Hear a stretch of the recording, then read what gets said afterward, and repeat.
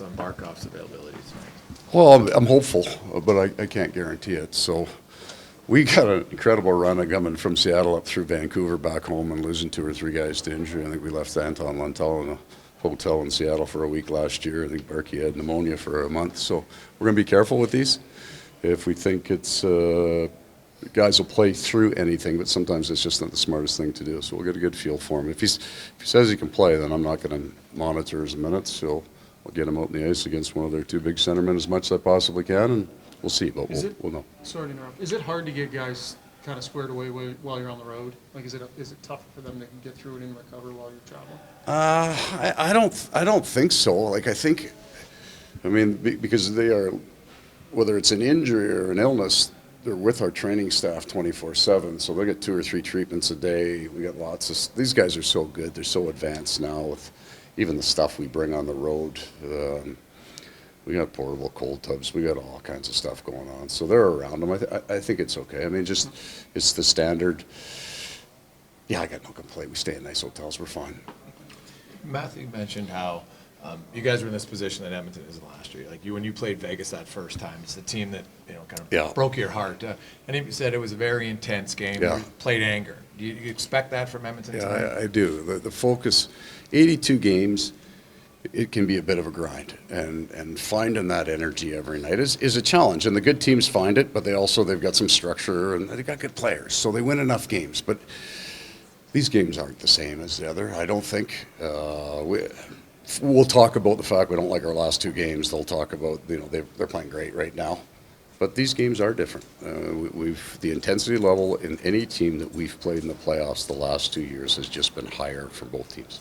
Talked about the rush defense the last 2 games or so. Yeah. Is this kind of the ultimate test tonight, just with their speed? Yeah, I was grumpy. And then I knew that we were coming in here, and it's a piece of our game.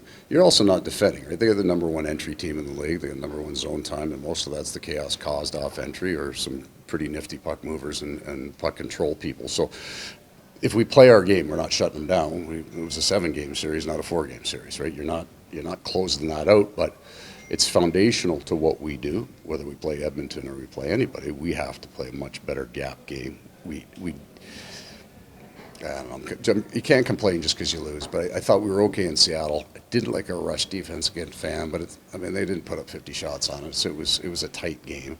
I did not like our rush defense last game, regardless of the score. Whether they'd beaten us 1-0 or 8-7, it wasn't right. And coming into this building, you won't survive it. What can you say about Sam Reinhart as a competitor, and just how impressive it's been, how he's been able to elevate his game season over season? Yeah. You got to almost stand near him to realize how competitive he is. Very, very quiet man. Exceptionally bright, but hyper competitive.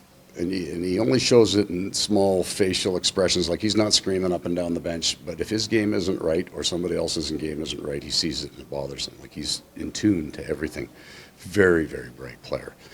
If you want to go ask him what happened in the game tonight, and the answer will be exactly what happened in the game tonight. And when I don't know what's going on, I go ask him.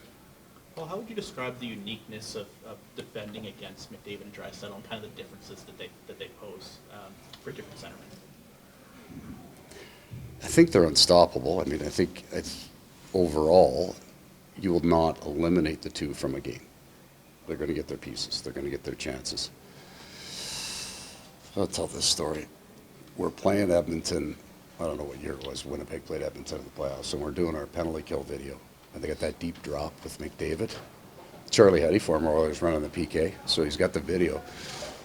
They drop it to Connor, and he's coming through the neutral zone. And I'm waiting for Charlie to say something, but he doesn't say anything. And then you could just hear the guys start to laugh in the room because he's going so fast. And I think it was Derek Forbert just said, when he hits the far blue, I'm going to turn and see if I can meet him at the post.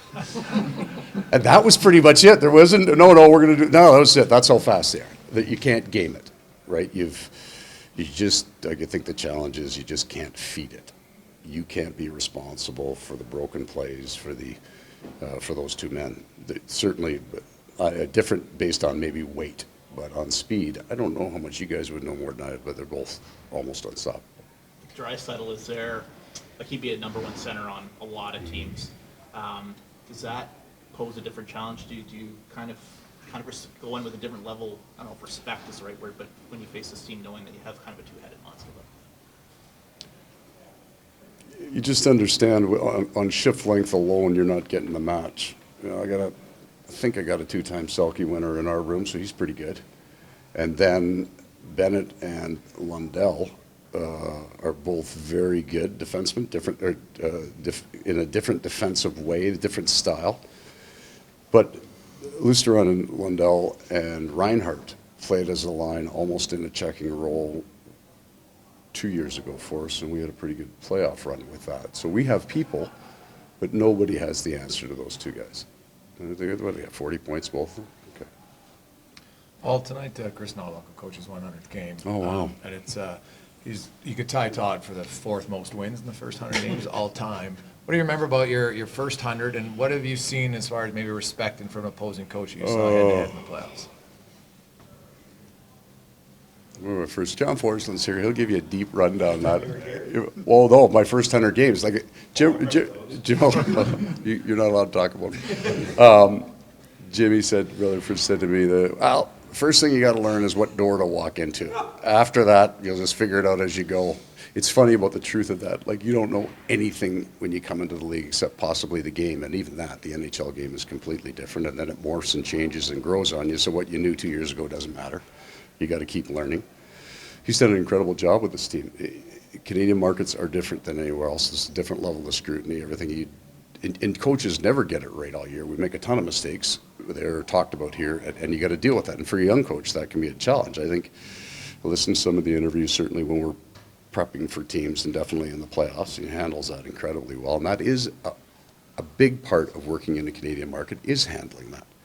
So I think he's done a marvelous job. He's going to coach in this league for a very, very long time. Hopefully longer than me. Goaltender, Coach. Sergei Bobrovsky, and hopefully just one.